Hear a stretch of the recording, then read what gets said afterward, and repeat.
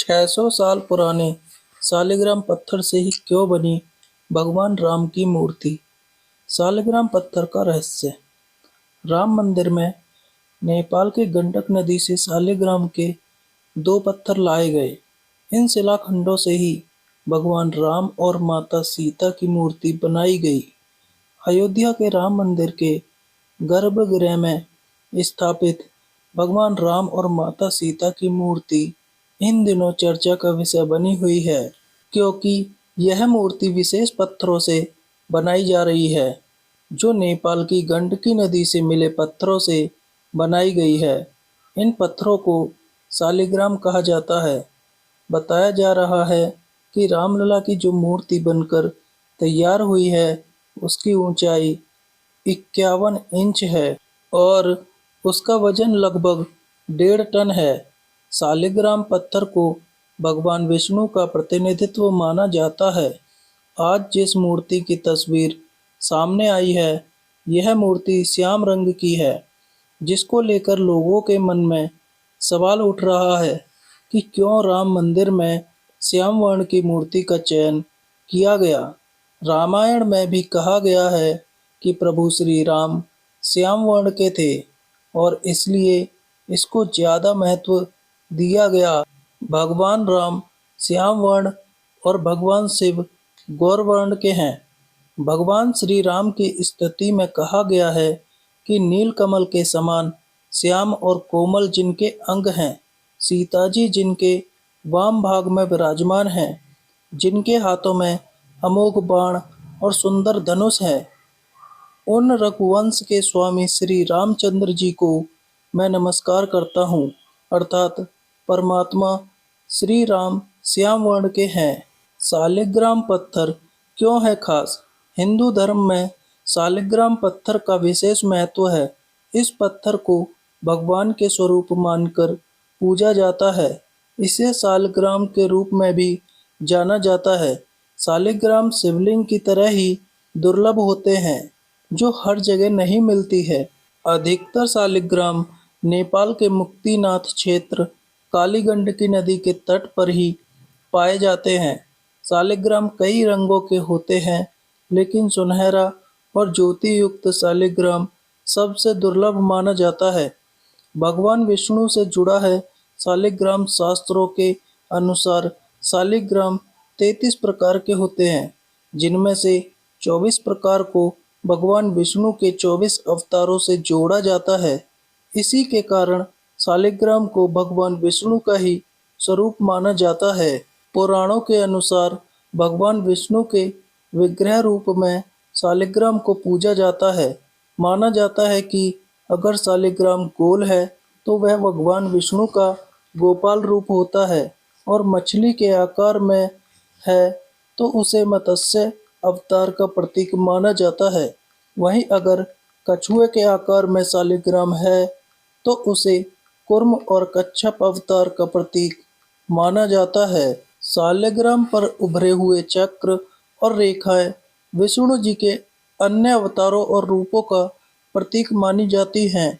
विष्णु जी के गदाधर रूप में एक चक्र का चिन्ह होता है। लक्ष्मी नारायण रूप में 2, त्रिविक्रम 3 से चतुर्यु रूप में 4, वासुदेव में 5। शालिग्राम एक प्रकार का जीवाश्म पत्थर है। धार्मिक आधार पर इसका प्रयोग परमेश्वर के प्रतिनिधि के रूप में भगवान का आह्वान करने के लिए किया जाता है। शालिग्राम मूल रूप से नेपाल में स्थित दामोदर कुंड से निकलने वाली काली गंडकी नदी से प्राप्त किया जाता है। इसलिए शालिग्राम को गंडकी नंदन भी कहते हैं। हिंदू धर्म के लोग पवित्र नदी गंडकी में पाए जाने वाला एक गोलाकार, आमतौर पर काले रंग के एमोनोइड को विष्णु के प्रतिनिधि के रूप में पूजते हैं। शालिग्राम भगवान विष्णु का प्रसिद्ध नाम है, जो इन्हें देवी वृंदा के श्राप के बाद मिला नाम है। नारद पुराण के अनुसार एक समय दैत्यराज जलंधर के अत्याचारों से ऋषि मुनि देवता और मनुष्य सभी परेशान थे। वह बड़ा ही पराक्रमी और वीर था। इसके पीछे उसकी पतिव्रत धर्म का पालन करने वाली पत्नी वृंदा के पुण्यों का फल था, जिससे वह पराजित नहीं होता था। उससे परेशान देवता भगवान विष्णु के पास गए और उसे हराने का उपाय पूछा। तब भगवान श्री हरि ने वृंदा का पतिव्रता धर्म तोड़ने का उपाय सोचा। भगवान विष्णु ने जलंधर का रूप धारण कर वृंदा को स्पर्श कर दिए, जिसके कारण वृंदा का पतिव्रत धर्म भंग हो गया और जलंधर युद्ध में मारा गया। भगवान विष्णु से छले जाने तथा पली के वियोग से दुखी वृंदा ने श्री हरि को श्राप दिया था कि तुम काला पत्थर बन जाओ। जिसके बाद इस श्राप से मुक्ति पाने के लिए भगवान विष्णु ने शालिग्राम पत्थर के रूप में अवतार लिया और तुलसी से विवाह किया। तभी से शालिग्राम और तुलसी के विवाह को एक त्योहार के तौर पर मनाया जाता है। माता तुलसी को माता लक्ष्मी का भी अवतार माना जाता है। शिवलिंग और शालिग्राम को भगवान का विग्रह रूप माना जाता है और पुराणों के अनुसार भगवान के इस विग्रह रूप की ही पूजा की जानी चाहिए। शिवलिंग के तो भारत में लाखों मंदिर हैं, लेकिन शालिग्राम जी का एक ही मंदिर है। शालिग्राम का एकमात्र मंदिर नेपाल के मुक्तिनाथ क्षेत्र में स्थित है। यह वैष्णव संप्रदाय के प्रमुख मंदिरों में से एक है। मुक्तिनाथ की यात्रा काफी कठिन मानी जाती है, क्योंकि यहाँ आने से लोगों को हर तरह के कष्टों से मुक्ति मिल जाती है। काठमांडू से मुक्तिनाथ की यात्रा के लिए पोखरा जाना होता है। पोखरा के लिए सड़क या हवाई मार्ग से जा सकते हैं। यहाँ से जोमसोम जाना होता है। जोमसोम से मुक्तिनाथ जाने के लिए हेलीकॉप्टर या फ्लाइट ले सकते हैं।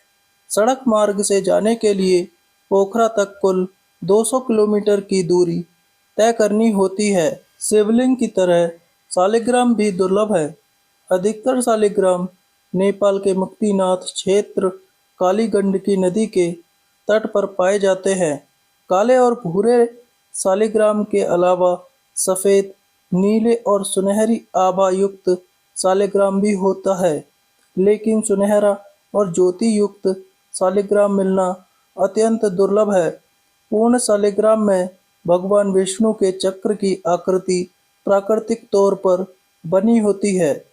वीडियो को लाइक और चैनल को सब्सक्राइब जरूर कर लें। कमेंट बॉक्स में जय श्री राम अवश्य लिखें। धन्यवाद।